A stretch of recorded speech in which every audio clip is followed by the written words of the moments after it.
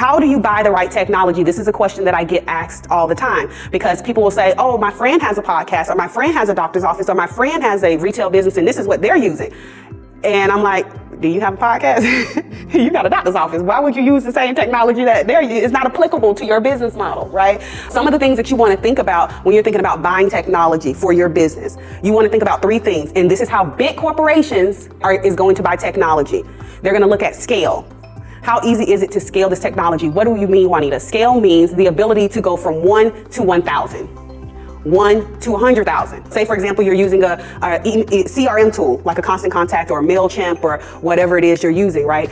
And you sign up today, and at the $19 plan rate, it says you can have 50 emails in here. Well, that may be fine for where you are today, but what about tomorrow? Oprah features you on her best things list, right? And now tomorrow you need 50,000 emails, right? And even on the highest plan, it only goes up to 5,000 emails. You stuck like Chuck, right? Like you just stuck because you own a $19 plan, which started at 50 contacts.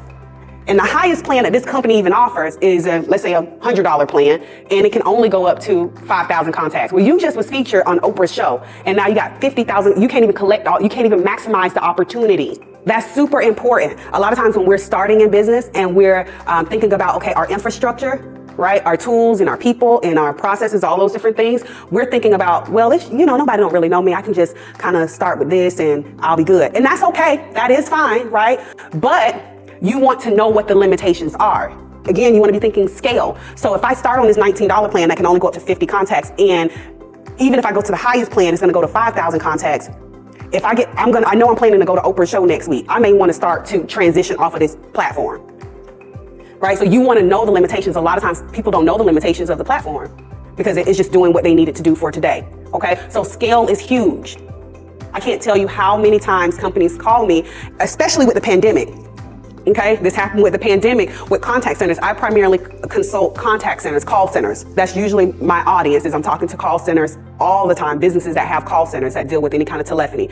And when the pandemic hit, agents weren't going into offices anymore.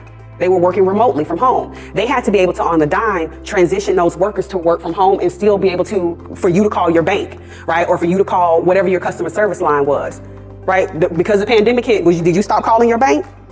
Because the pandemic hit, did you stop calling and making doctor's appointments? No. So those people who had that customer service line had to still be able to answer the phone, even though their workers were now at home, right? So they had to be able to scale, be able to hire quickly, right? And be able to transition that technology. That's what scale is. So I want you to be thinking about that as you're leveraging technology in your business. Integration.